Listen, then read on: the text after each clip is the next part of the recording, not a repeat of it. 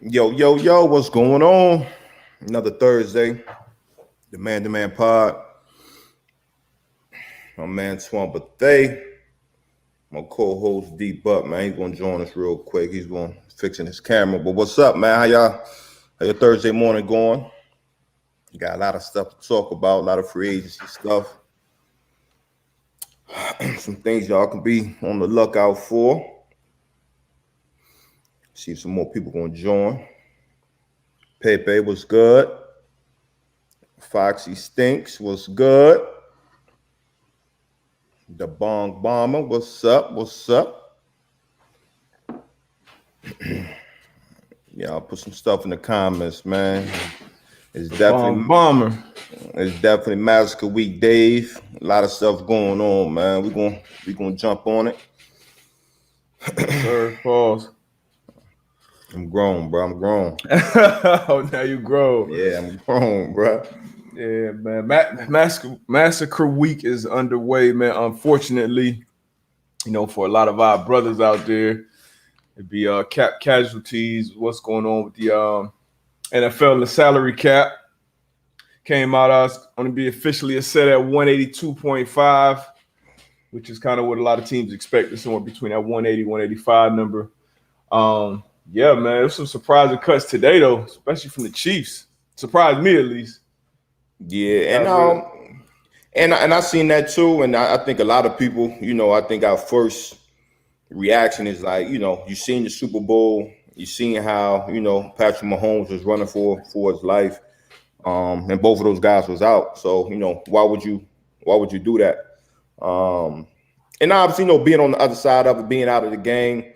I always said, like, I didn't want to be that guy that, as soon as you see something, you want to just be like, yo, what are you doing? It got to be crazy. So, I never wanted to be that guy. Mm-hmm. But like you said, on first thought, it's like, you just seen what happened. If you would have had those guys, man, who knows how that outcome of that game would have been. Definitely would have been a different game. Yeah, so you never know, man. The Chiefs might have some up their sleeves. They might be, have their eyes on some guys. We'll have to see. But definitely a surprising move. Definitely a surprising move.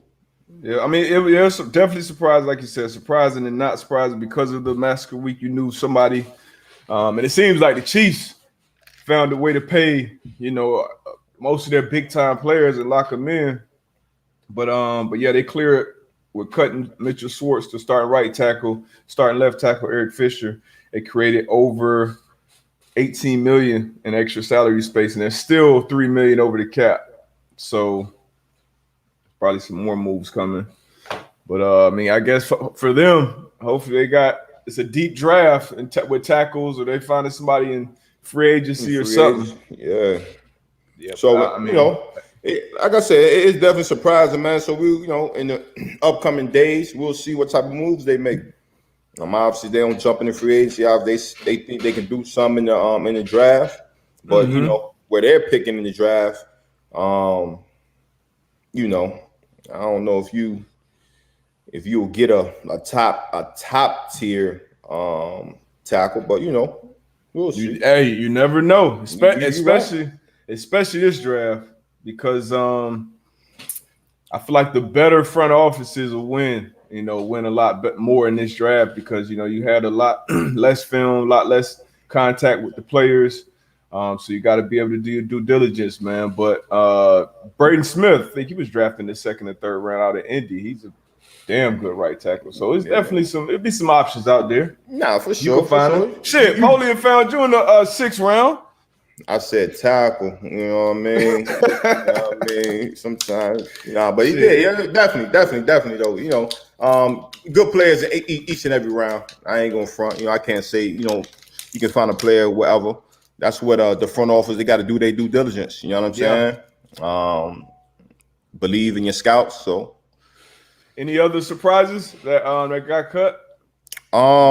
Jackrabbit. I was surprised that the Saints let Jackrabbit go. Janoris Jenkins, man. I thought he had they're in a mess over there. Salary cap wise. Yeah, they are. But still, still surprised. He played well last year. Yeah. Man-to-man pod alum. Yep.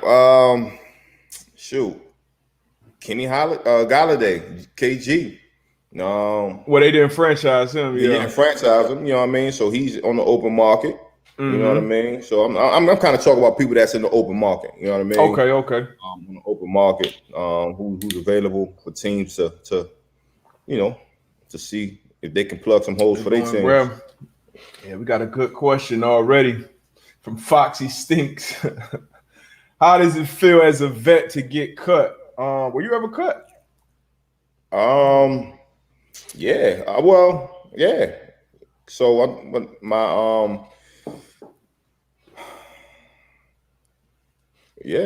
AZ released me. And then the Giants, they released me. I signed a 2-year with the Giants. They released me after my first year. After the first year, okay, yeah. So I mean, it never feels good. I don't care if you were first year, second year, whatever. Like, it never feels good. You know, sometimes as a vet, you know, you've been in it for a while, so you understand the game. So just like today, you know, where a lot of guys are getting cut, where it's salary cap issues, you kind of see the writings on the wall. So you kind of expect it, but it never feels good to have somebody be like, look, we no longer want your services. You know what I mean? So I wouldn't say it never feels good, only because I was cut twice as well. Early on in my career, I was cut after my second year in New England. There, I cut after a year in Carolina. But the first time I was cut, I actually went and asked to either be traded or released or something going into, but like it was already in training camp. So it was before final cuts and all that, because I wanted a fresh start. At that point, I felt like, I was already too far in the doghouse. They wouldn't give, it was like the right was on the wall, but they were playing around. So I went and asked Bill, and he ended up cutting me like 3 days into like week 1 of the regular season. So this is after all of the final cuts are done across the league. People done made, picked up people off waivers, did all their thing. He ended up cutting me. So it felt good to get a fresh start. So I wouldn't say it always feels bad getting cut. Sometimes it's, okay, now I'm on the market, I can find a better place. But 90+% of the time, it's a bad feeling. Yeah, when I was in San Fran, I asked for my release, and they granted me my release. That was when John Lynch just first got the job. And again, they was telling me that coming in, you automatically be the third safety, and I'm like, hold on, like we not going. What about competing for the job? You know what I'm saying? So if that was the mindset that the organization had, I was like, well, shoot, just let me get my release, and I could see what's up. And again, it was good for me, but still, it was still in my eyes. Just knowing that it was like, look, we automatically gonna put you here. I still didn't feel good. That didn't sit right with me. So, again, I definitely respect where you're coming from, but no, it never. Well, I say I wouldn't like. Yeah, man. Hey, it's part. We understand it's part of the business. It's the ugly side of the business. It happens. And when you do get cut, man, you can't really let it rock your confidence. It happens. You got to get over it, keep it moving, because confidence is everything for a player. And if you let the opinions of others really get to the point where it's creeping in your mind how you feel about yourself and your game, that's where things can kind of go downhill. So I've seen people get cut, and a lot of times it ends up being one of the best things that happened to them, because you kind of hit a different place in your career, maybe in your life. You think about some things, put certain things in perspective, and then boom, you get that out. I got my third opportunity with the Colts. I was like, shit, if I'm gonna go out doing this thing my way 1,000%. And it's one of the best things that happened. So it ain't about what happened to you, man. It's about how you react to it. How you react to it, nah, no doubt. Yes, sir. What else we got going on, man? Oh, my fault. Today is actually, it's an anniversary today. Today is the 1-year anniversary of when I feel like this was kind of the day around the time where COVID really got real for a lot of us. I feel like up until this point, it was kind of like, obviously, unless you have been impacted by it personally, but up until this point, this is when the NBA shut down the season. I remember it vividly. It's a week until my birthday, so I definitely remember it. And a lot of things shut down. We start hearing words about quarantine and stuff like this a year already, man. Yeah. Nah, That's man, crazy. It's crazy, man. And you know, a lot has gone on within that year. You know, a lot of ups and downs, you know, during the pandemic, man. So, you know, we made it. Yeah. Well, as we made Here. it this far. Yeah, we made it a year. We made it this far. It's crazy. You know, I told my mother yesterday, she said she got her first shot. Her and my pops. I was like, They both got their first shot? Yeah. Yeah, man. Oh, that vaccine, boy. Yeah, you know, I'm on the other side, but I definitely get it from You're older, yeah. Older. Both of my parents, you know, have some health issues. So I definitely get it. So which one did they get, you know? Because I know it's a few different ones out there. Pfizer, Moderna. It was Moderna. They didn't get the Pfizer. They didn't get the Johnson & Johnson. It was the Moderna that they got. Okay. So, yeah. Yeah, man. But everybody out there getting vaxxed up. You know, obviously wish you the best health going forward for the individuals that's not. I'm on the other side, like you said. You know, still obviously been impacted by the virus with some close family members. As far as I go and the kids and stuff, you know, just doing more what we eating, working out, getting that sun, and you know, kind of gonna trust our immune system. But be careful out here, man. Make the best decision for you and your family. Yeah. Rusty Blumpkins. Is this a year we could see more short-term contracts for players until the TV money starts coming in? Man, depending who you are, I don't think short-term contracts are bad based off. I think the big number that, you know, people always need to look at is that guaranteed number. Yep. You know what I mean? Where you can get a long-term contract and, you know, it could be, you know, a 6-year, you know, $300 million deal, but, you know, only a fraction that is guaranteed. I think when you sit down with your agent, that's the number. That's the most important number, is that guaranteed money. Like, what am I being guaranteed? So as far as if you can get a short-term contract, 2-year contract with, you know, everything guaranteed, that could be, you know, depending on position, obviously that's going to vary. But yeah, I don't see anything wrong with a short-term contract prior to the TV money. You know what I mean? For sure. I agree with you there, because everybody get kind of blown away with that big number, like you said, 4 years, 60 million. You saw the huge deal that Van Noy signed out in Miami. They cut him after the first year. Yeah. So because you know how it rolls over in that next year. Adisa talked about it actually when we had him on, your agent, talking about how it's different for everybody in their contract. That next year, sometimes it's a roster bonus, sometimes it's some more the signing bonus, workout, whatever it is. So different contracts work out a different way. So it's always depends on the situation. But like AB said, man, 2-year deals, mostly guaranteed, 2-3 year deals. That puts a player in the best situation. That's why I like this Dak deal much more than I like this that Patrick Mahomes deal. But obviously he took the team friendly deal. Dak got that bag, but yeah, Dak got every player is different. Yeah, every player is different, man. Boy, Patrick Mahomes got a $500 million and he owner of a baseball team. I'm pretty sure it was some conversation when he sat down at the table that something was going, you know. Hey, look, we give us a friendly deal, but we're gonna highlight our folks over here, man, and they're gonna give you some stake in the baseball joint. Hey, listen, I don't feel bad. I don't feel bad for Pat. Neither one of that. You know, the boys get their money. I mean, hey, I ain't mad at them, man. Everybody wins. Hey, for sure. Everybody wins. I love it.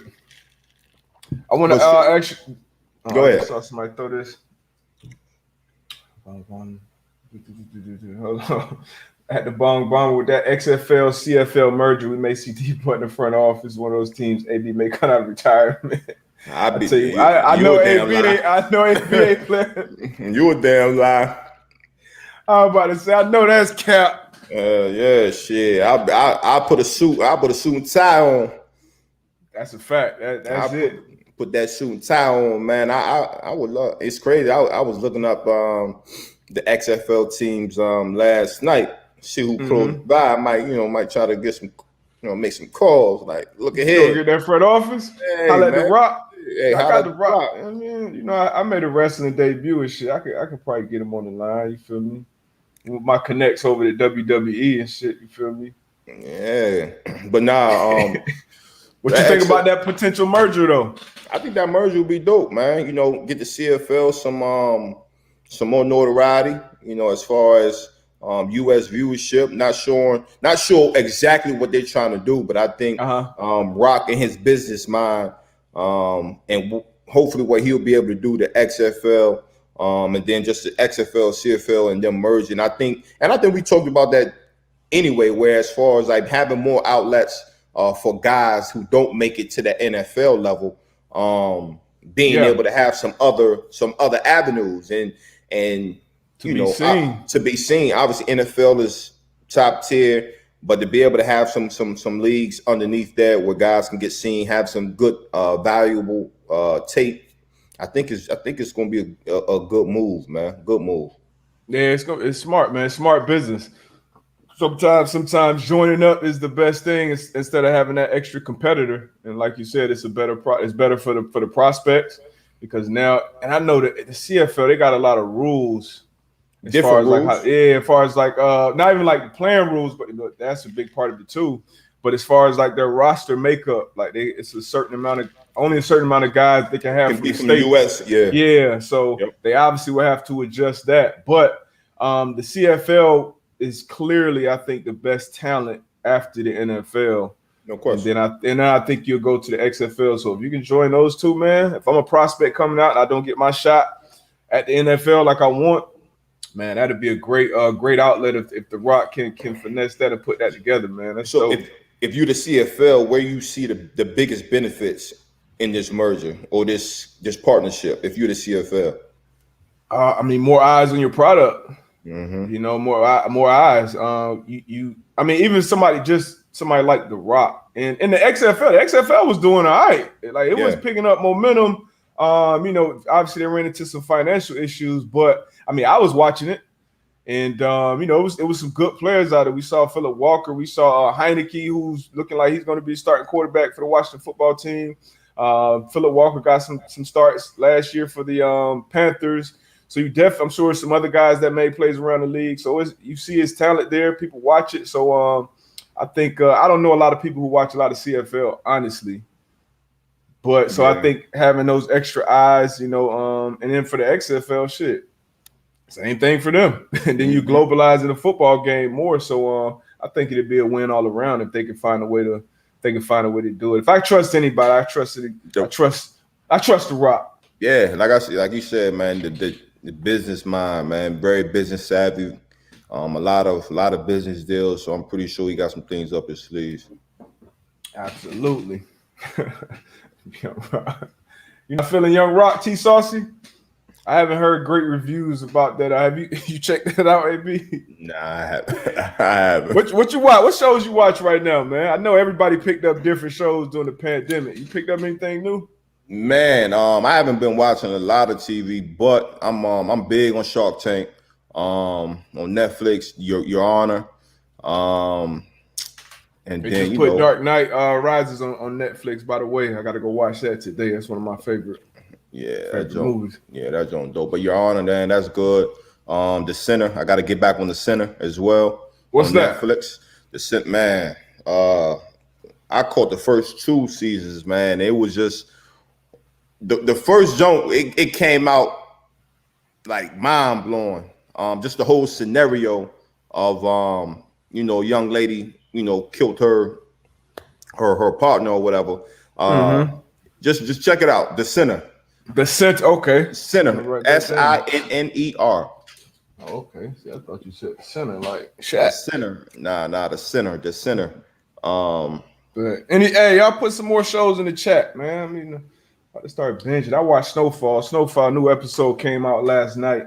Yeah, I got to get back on Snowfall. Yeah, you got to get on that. I heard Ted Lasso was fire. Got to try that. I started Snowpiercer. Sometimes I'll catch a random show or something, and if I like it, and you be on it. I'm gonna go back and I'm gonna start it from from the jump. So a couple people said the Senators fired, so I'm gonna go check that out, man. I'm gonna go check that out. What else? What else happened over? I just saw this Myers Leonard. Myers Leonard used a racial slur and came out with the typical, bullshit apology. Right. I didn't know what it meant, and blah blah blah. Man, I'm gonna tell you something, bro.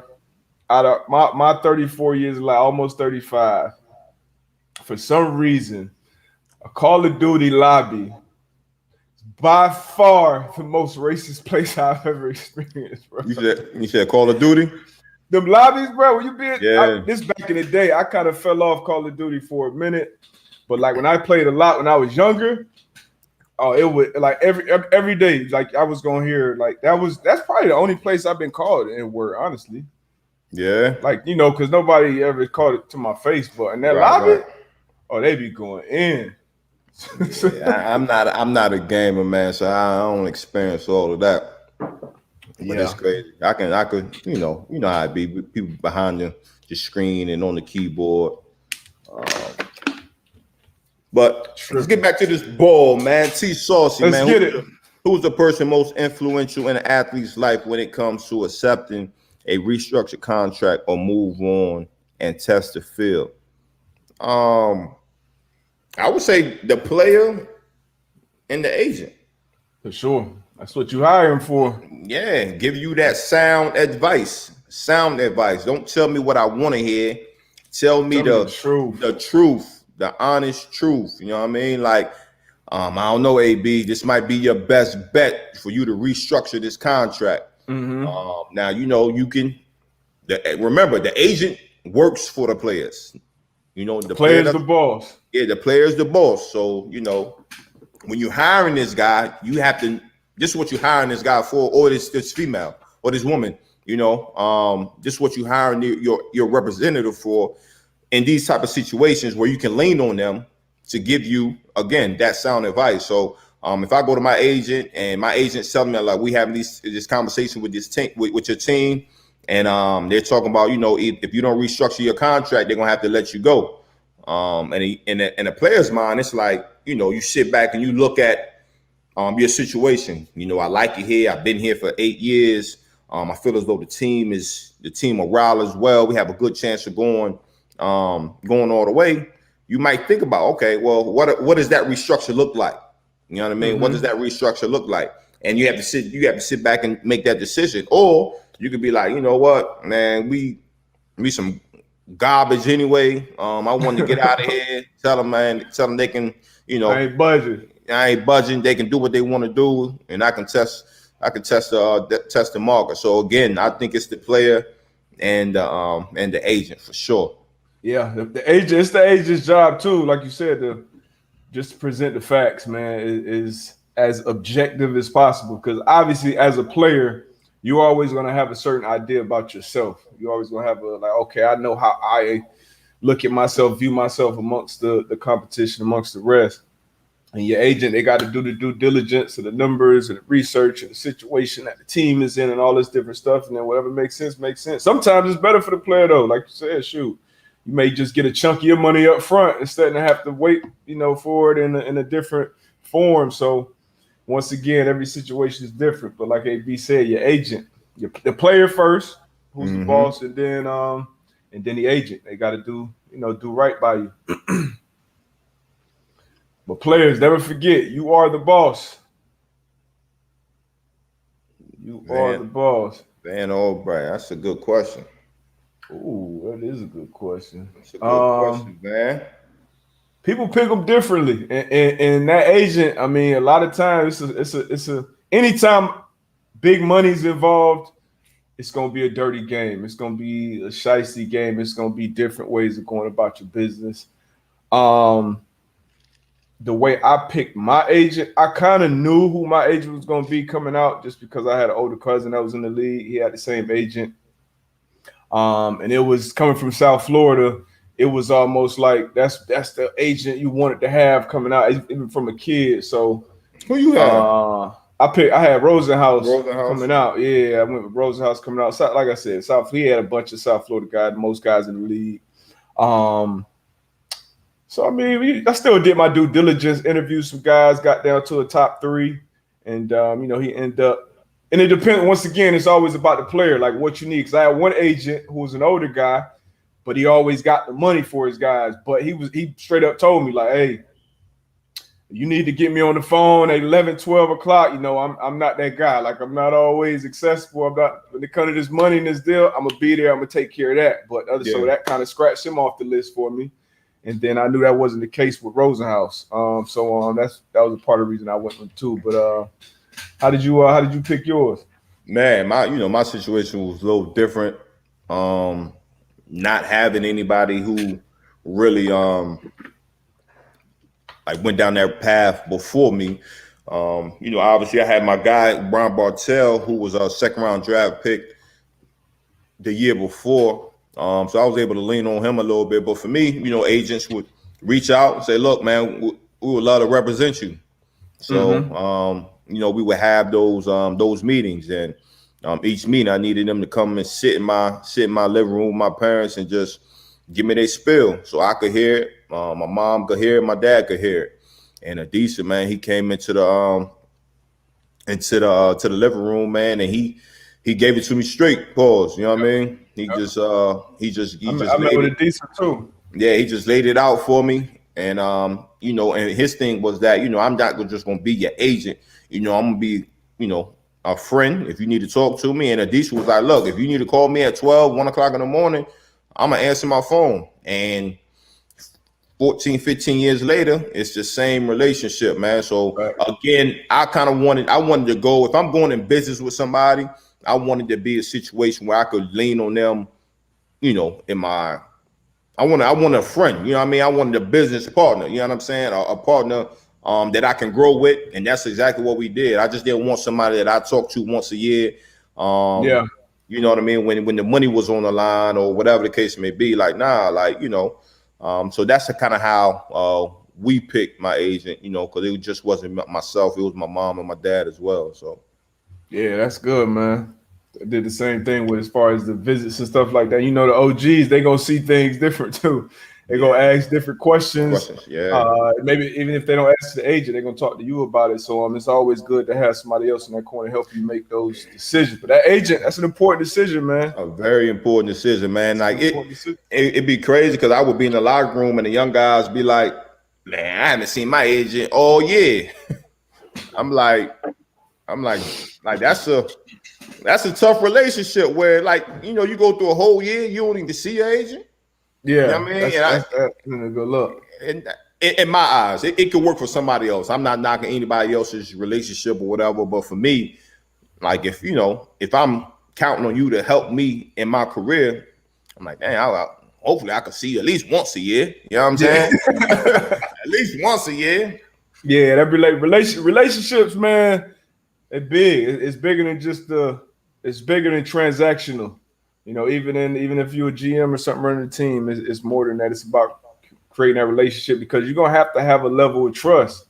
Like, I gotta trust your word. I'm hiring you to do a job. I'm outsourcing you to do a job that, I feel like you're gonna do better than I do, but I gotta trust you at the end of the day. And then some players, especially in today's game, who are their own agents. And there are some situations where you can do that. And you cut out that, that extra percentage you're paying to that agent. But I think if you're a certain type of player and a certain, in the game, you can do that. But that's not for everybody either. But that's a good question, though.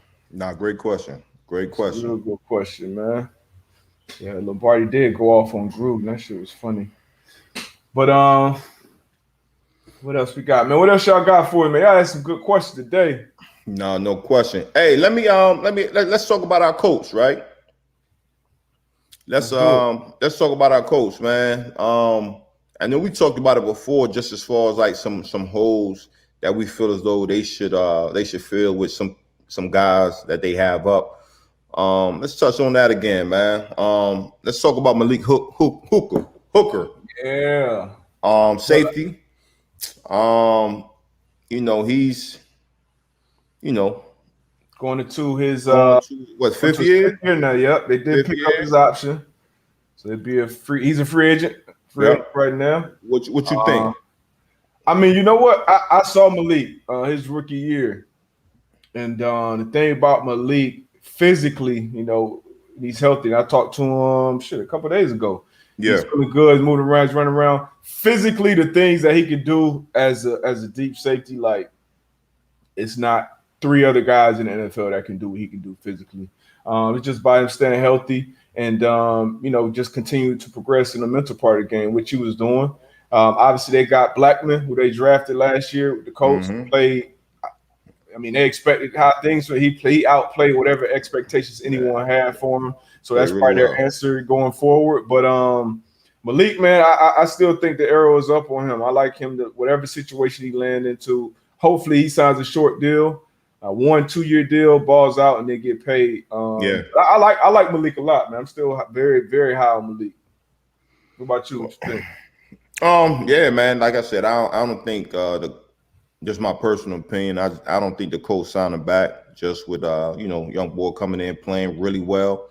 But I think what you just said, as far as him signing like a 1 year, 2 year deal, proving that he can stay healthy, make plays, and then after that year or two, sign a big bag. So I definitely agree with you on that. I definitely want to see him do well though, because like you said, when he first got in the league, man, boy, he was covering some ground, making some plays on the ball. So he definitely has the ability. But again, as we always say, your best ability is your availability. So just got to work on staying on that field. Yeah, a lot of that shit's unavoidable, and he's caught some rough breaks. Still young though, still came into the league real young, so I'm the arrow's still pointing up on him. No, but sure. Obviously they got to make a decision there. Who else we got? Ty. Wide receiver, was it Ty? Ty, yeah. We got some other big names on the market with Galladay, Will Fuller. Yeah, it's crazy. Smokey, John Brown. He came. I seen some that he was. I forgot what pod he was on, but he kind of talked about when they played the Colts. He just kind of seen how they use Ty, and that he would love to be in that system. I think he said his top two teams were Pittsburgh and Indianapolis. You know what I mean? So. I think they definitely have some decisions on that Ty, man. Because I would love to see Ty. I think Ty still has a lot in the tank. He can do a lot with the Colts. I would love to see him retire a Colt, but tough decisions. I'm right with you. I think Ty got a lot left in the tank. I think Ty. I think Phillip Rivers did a good job last year, but there's certain limitations that Phillip Rivers had with his arm.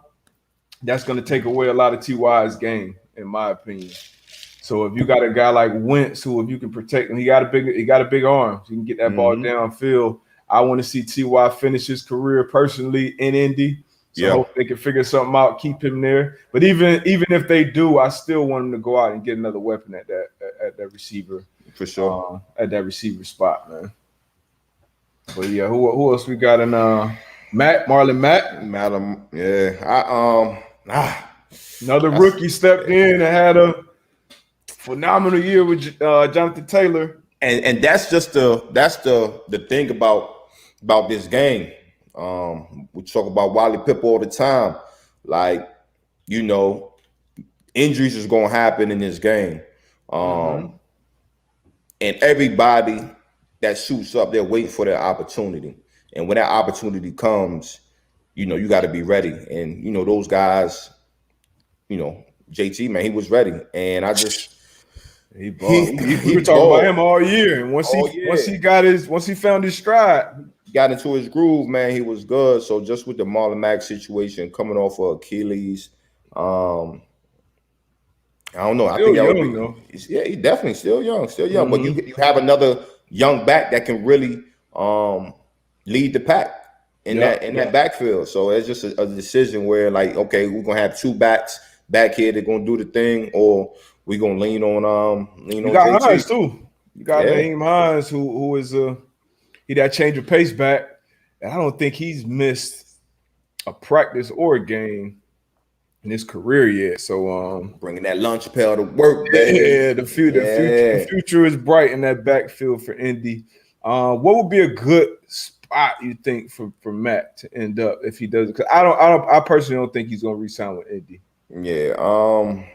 I want to see him in a good situation. Gotta be a good situation. I mean, what he brings to the table, I think he could fit.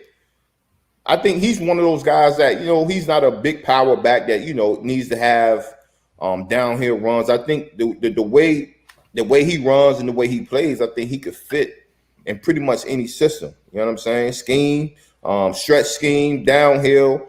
He can catch the ball out of the backfield. So when you're able to do a multitude of things, man, like, that's in your favor. For sure. He kind of remind me of like a Jamarr Charles. He kind of glides. Jamarr Charles maybe had a little bit more explosiveness, but that's who he reminds me of. So somebody said Mac to the Steelers. Obviously, the Steelers need a back. They need an O-line. They need an O-line first. I don't care what back you have. Jerome Bettis back there in his young days, it's still going to be rough. That's a fact. North of the Star said, what about the Jets? Speaking of the Jets, y'all make sure y'all go check out that Sam Darnold report. I put out the first one against the Colts, matter of fact. Got the second and third one coming up. Y'all make sure y'all go check that out, man. But yeah, this is true too. T Saucy. Barely any teams run that bell cow running back anymore. It's really about having a good 1-2 combo now. Agreed. I agree with you. There are some outliers at that position, but that running back position tough, man. It is. It's tough. Every play you get in touch. It's a lot of times by multiple. Even if you don't have the ball in your hands, you get in touch. On passing plays, you got to block. You know what I mean? And you going on the route, you chipping, or you know what I'm saying? So it's that, like you said, that running back position is tough, and you got to be a dog to play that position. Absolutely. You got to be a dog. You got to be a dog to get that bread at that position, because they're not trying to cut that check. Believe me. You remember? Oh, go ahead. What's up? The bomber. Do you think the Jets draft a quarterback? I hope not. We talked about this. What episode was this? Was this last Thursday? Was it just me? Was it or Monday? I think so. But anyway, I would say I would trade. Go GM Bethea. What you got, GM? I would trade the number 2 pick. You know what I mean? Get some more picks and get some more options around Sam Darnold. I think Sam Darnold, he could do some things if you had the right coaching staff around him, and the right pieces around him. I think he could be able to do some things for the Jets. Yeah, man. It's let me see how many. So they came out with the compensatory draft picks yesterday. So I'm gonna tell y'all who got what real quick if you don't know. So Dallas got 4. They got 4 picks in the compensatory draft. Atlanta got 3, Green Bay 3, Carolina 2, Chicago 2, Kansas City 2, Rams 2, Vikings 2, Patriots 2, Saints 2, Philadelphia 2, and all these remaining teams have 1. Baltimore, Chargers, Steelers, Niners, Buccaneers, and Tennessee. So all of those comp picks came out. Dallas leads the way with 4. So that's so you got a little, some more capital to move around in that draft. This offseason is gonna be crazy. It's gonna be crazy. It's always crazy in NFL, but it's definitely gonna be real crazy. Crazy. It's a good question. Van, any more guests joining the pod soon? So we got Vernon Davis coming up. We also just had one that we just put out with Jacob Eisenberg from NBA Top Shot. Anybody's interested in the Top Shots, NFTs, learning about it. We asked all the tough questions, all the questions we had, questions we've been hearing from other people. I think Jacob did a really, really good job of explaining it. Yeah. They've been dealing with, if anybody's familiar with the platform, they've definitely been dealing with some issues because of so many people, traffic and all that stuff that, above my pay grade. But definitely a dope interview to check out if you're interested in the NFTs and Top Shots or not. Honestly, I think it's good to just know about what the hell going on. I know AB said that's not his lane. Definitely not my lane. But like D-Buck said, definitely good to know what's going on out here when you just hear people talking about it. And like D-Buck said, we're gonna have Vernon Davis coming up soon. We actually pre-recorded that yesterday. Great conversation. Great conversation. V Davis out here in this acting world, you know. He was on a yacht.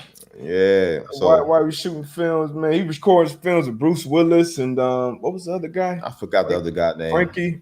Frank Godfrey or Frank something like that. Yeah, but that's gonna be a good episode coming up soon. Y'all be on the lookout for that. We asked all the good questions too.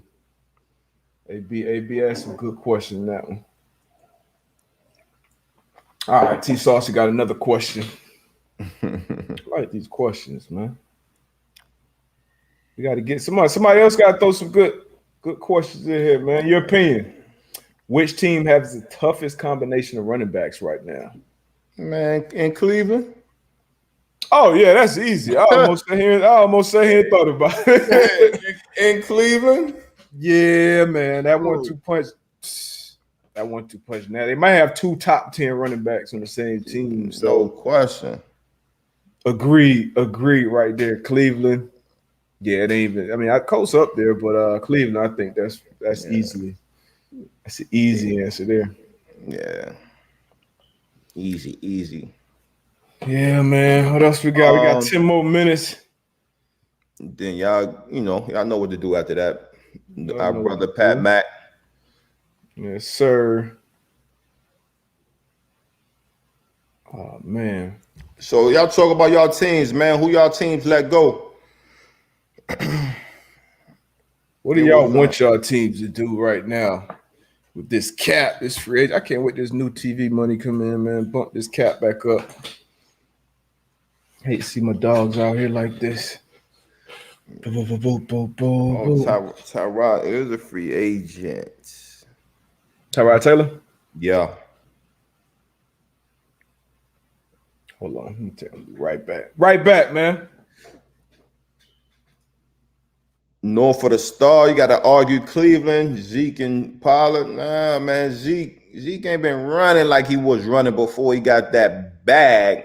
Don't get me wrong, Zeke's still a dog, but them boys in Cleveland, man, that's a 1-2 punch you do not want to see. You do not want to see that. Man, Steven Farrow, man, we're gonna ask D-Buck. D-Buck want to draft the quarterback. He want to let go of Tua.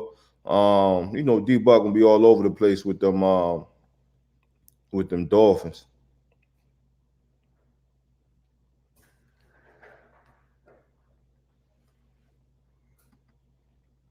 Now I understand what you're saying versus rookie deal. So we all about winning. So if you feel as though a rookie's gonna come in and give you an opportunity to win, and you don't think Darnold's going to be able to do that, then I'm with you. But you got to realize that, okay, you let Darnold go. You do what you do, whatever you can get for Darnold. You bring a rookie in, you still don't have those pieces around him for him to succeed. So that's why I say, trading down that number 2 pick, you can get some different options or whatever. But that's just my opinion. My opinion. Any comp picks? Somebody asked you a question too. No comp picks for the Jets. What they got? What you want your team to do? I already told them you wanted to get rid of Tua and draft a quarterback. You know what? Option number 1: try to get Deshaun Watson in the building. Do everything possible to try to get Deshaun Watson. Option number 2. I mean, honestly, I'm a Justin Fields guy in this draft after Lawrence. If Justin Fields isn't available, you stick with Tua, man. Stick with Tua, get some pieces around him. Maybe it was Chan Gailey, but whoever's at that Dolphins quarterback spot, I'm gonna be on the front of the bandwagon, man, rooting for him, cheering for him. But I want Deshaun. If we got an opportunity to get Fields, go get Fields. If we got Tua, we got Tua. But it's 3. I mean, there ain't 3 bad options for the Dolphins quarterback. So I think we good, man. Okay. I think we good. But I'm gonna give y'all a firm answer on this Darnold. And once y'all watch these breakdowns, y'all will have an opinion as well. Struggle. I can't put it all on Gase and that O line though, like a lot of people do. A lot of people say, "Oh, he don't have weapons. He don't have an O line." The coach is terrible. Now Gase is terrible, but when you see the film, you'll see the film. Somebody asked where it's posted. It's on YouTube, on our page, on the Man to Man page. It's also on my Instagram and on my Twitter. So go check it out. Oh, this is a good question. George Alkema. Who would you draft first, Devonta Smith or Jamarr Chase? Man, I was having this discussion. I don't think you can lose, but Devonta Smith had a hell of a season last year. But I think I would go Jamarr Chase. I'm going Jamarr Chase as well. Yeah. I'm going Jamarr Chase. I'm going Jamarr Chase. I got to. Yeah, I'm going Jamarr Chase. Dog like that. Dog. But Jamarr Chase, man, body type, you know what I'm saying? Just the way, when you watch film, he just pops off the film. You know what I'm saying? And a lot of times, like, you don't got to look at, analytics or whatever. Like, as a player, you watch a film, both of them are dogs. Like I said, they both pop off the field. Just, 1A, 1B. I'm going to go Jamarr Chase. I'm going Chase. Body type. And what he did in that, and then obviously Devonta did incredible things last year. But yeah, I was watching the corners last year, them SEC corners, and watching every SEC corner match up against Chase. He was balling. So I'm going Chase, but you can't go wrong with either one at all, honestly. But I'm just not drafting Devonta, just that body type. I can't do it. That high. It's rough. It's rough because them 17 weeks in the NFL. It's a long with ABs out there hitting you. It's different now though, so he can live a little, but true. He can live a little. True, that's a fact. I would have loved somebody like, man. I got a question for you, completely off topic. I watched some clips from the pod. Yeah. Not our pod, but the pod, Pat's boys. They had top 4. The Texas Roadhouse buns or the rolls. Yeah, I see. Olive Garden breadsticks. Outback. The brown bread at Outback, and then what was the fourth? And the Red Lobster cheddar biscuits. Which one you picking out in 4, man? No final 4. So Olive Garden is last. Olive Garden coming in 4? Yeah, for me. Okay, yeah. Let me hear these power rankings. Yeah. So this is tough. Facts. This is tough. We got to get a mailbag too. We got to get a mailbag and a call-in number. But go ahead. So I honestly think it depends on which establishment you go to, because you can go to one Red Lobster and them biscuits could be hitting. Pause. Them Jones melt in your mouth. Pause. Right. You know what I'm saying? But then you can go to an Outback, and that bread, you put a little bit of that butter on that bread, that Outback shit be hitting too. And then Texas, it's tough. So I'm gonna go Olive Garden 4. I'm gonna go. I'm gonna go 3. I'm gonna go Outback 3. I'm gonna go Red Lobster 2 and Texas Roadhouse 1. Okay, so you with me then? Yeah, so I got my power rankings. The Outback is 4, even though the bread is fire. That comes Outback in last. 4? 4. That comes in last. Red Lobster. I ain't been in Red Lobster. Honestly, I haven't been in Red Lobster. You got Red Lobster 3? Probably 20 years, bro. The biscuits definitely used to hit, but Red Lobster 3, Olive Garden breadsticks, they come in at 2. Man, I used to get this soup. I used to dip them in this soup. Like, if those come out fresh. So if you got to dip some junk into the soup to make it better, then you got to add something to every one of them to make it better. I mean, the Red Lobster, you can eat those fresh out. But anyway, let me get back to my list. So OG 2, Olive Garden 2, and then them Texas Roadhouse, them buns, them rolls with the cinnamon butter or without. Untouchable, undefeated. Yeah, That's my one. hold on. Let me go back. I'm gonna go Red Lobster 1, man. I'm changing minds, man. I'm going. Wow. I'm going Red Lobster 1. I'm going.